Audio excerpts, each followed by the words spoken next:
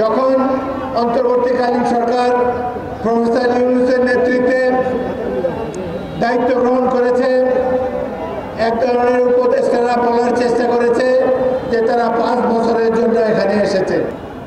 উপদেষ্টা পরিষদের কোনো সদস্য তাদের মন খুবই খারাপ নির্বাচন দেওয়ায়।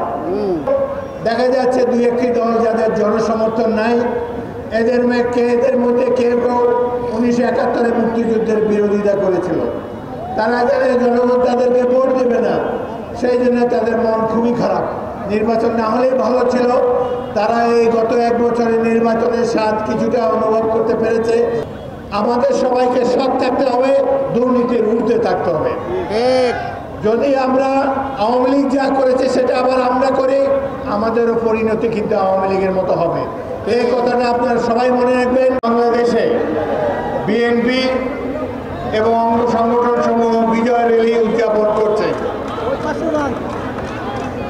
এই বিজয় দীর্ঘ 17 বছর আন্দোলন সংগ্রামের পর আমরা অর্জন করেছি। জুলাই আগস্ট মাসে গত বছর বেশ কয়েকটি তাজা প্রাণ রাজপথে ঝরে গিয়েছে। আমি প্রথমেই জুলাই আগস্ট গণ অভ্যুত্থানের শহীদ ব্যক্তিবর্গের, বিশেষ করে তরুণদের, ছাত্রদের রুহের মাগফিরাত কামনা করি। আমরা অনেকেই ধারণা করেছিলাম যে শেখ হাসিনার ভয়াবহ মাফিয়াতন্ত্র বোধহয় যুগের পর যুগ ধরে চলবে। যে ধরনের অত্যাচার, নির্যাতন শেখ হাসিনা বাংলাদেশের মানুষের সাথে করেছে, এক কথায় অকল্পনীয়।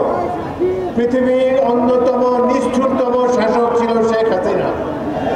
বহু মানুষকে গুম করেছে, খুন করেছে, হাজার হাজার কোটি কোটি ডলার বিদেশে পাচার করেছে।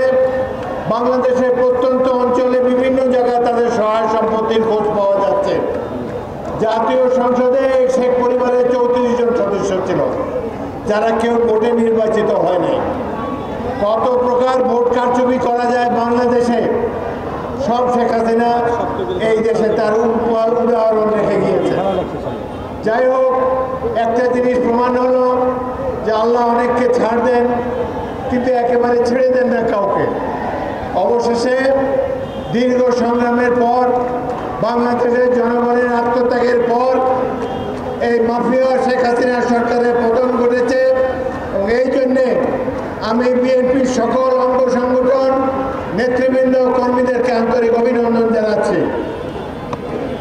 অনেক ছাত্র, তরুণ ছাত্র যারা রাজনীতি করে না, তারাও মাঠে নেমে এসেছিল এই সরকারের পতন ঘটাবার জন্যে।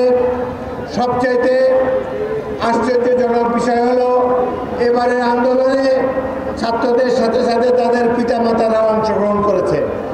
প্রকৃত অর্থে একটি গণ আন্দোলন আমরা গড়ে তুলেছিলাম। এই আন্দোলনে বিএনপি প্রায় 500 সদস্য শহীদ হয়েছে, বহু মানুষ জীবন দিয়েছে। সুতরাং আজকে আমরা তাদের জীবনের বিনিময়ে যে স্বাধীনতা আবার অর্জন করেছি, এটিকে অর্থবহ করে তুলতে হবে। যখন অন্তর্বর্তীকালীন সরকার প্রফেসর ইউনূসের নেতৃত্বে দায়িত্ব গ্রহণ করেছে, এক ধরনের উপদেষ্টারা বলার চেষ্টা করেছে যে তারা 5 বছরের জন্য এখানে এসেছে। কেউ বলার চেষ্টা করেছে ইউনূস সাহেবের সরকার যতদিন দরকার চলুক, আর নির্বাচিত সরকারের কোনো প্রয়োজন নাই। তাদের কারো কারো মতে রাজনৈতিক দলসমূহ এই দেশকে ধ্বংস করেছে, সুতরাং তাদের আর রাষ্ট্র ক্ষমতায় যাওয়ার কোনো সুযোগ নাই। আমরা বিএনপি জনগণের ভোটে 4 বার ক্ষমতায় গিয়েছি। আমরা রাষ্ট্র ক্ষমতায় যাওয়ার জন্য কখনোই উদ্গ্রীব ছিলাম না। কিন্তু বাংলাদেশের মতো একটি দেশে যদি জনগণের নির্বাচিত সরকার না থাকে, তাহলে এই দেশের উন্নয়ন হবে না।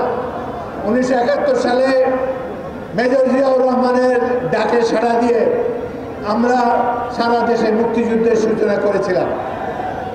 তখন যদি আমরা সৈনিকেরা এবং ছাত্ররা পাক বাহিনীর বিরুদ্ধে বিদ্রোহ করে অস্ত্র ধারণ না করতাম, তাহলে এই দেশ আরো স্বাধীন হতো না।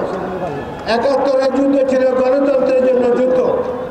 এই গণতন্ত্রকে ধ্বংস করেছে আওয়ামী লীগের সরকার। যখনই আওয়ামী লীগ কারচুপির মাধ্যমে রাষ্ট্র ক্ষমতায় এসেছে, দেশকে ধ্বংস করে গিয়েছে। অবশেষে আমরা জনগণকে সাথে নিয়ে গণতন্ত্র প্রতিষ্ঠার জন্য আবার উদ্যোগ গ্রহণ করেছি। উপদেষ্টা পরিষদের কোন সদস্য তাদের মন খুবই খারাপ নির্বাচন দেওয়ায়। কিছুদিন আগে প্রফেসর মোহাম্মদ ইউনূস আমাদের নেতা জনাব তারেক রহমানের সাথে লন্ডনে একটি বৈঠক করেছিলেন।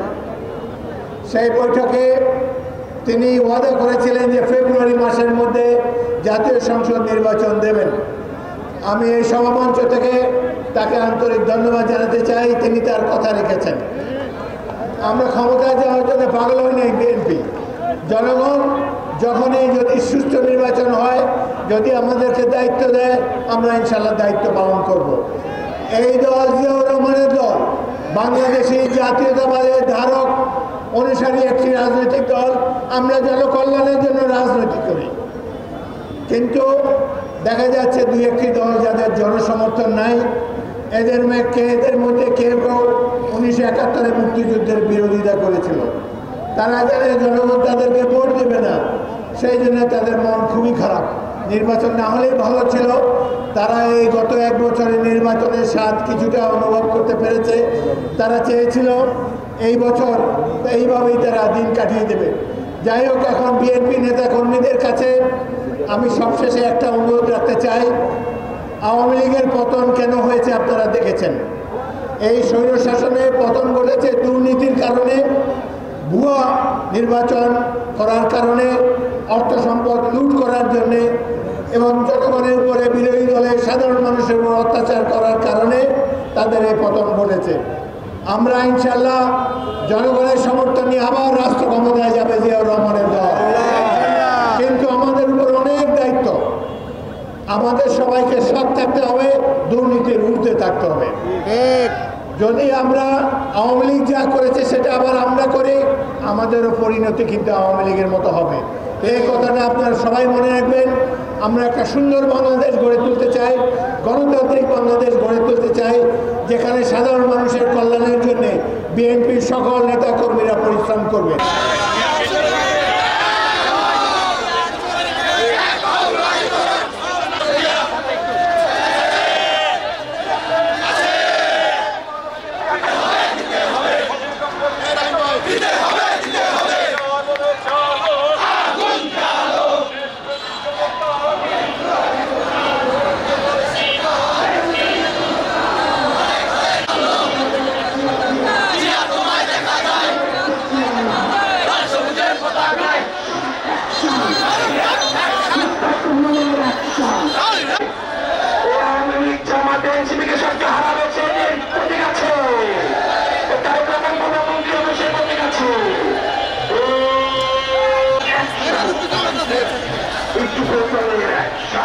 Hey!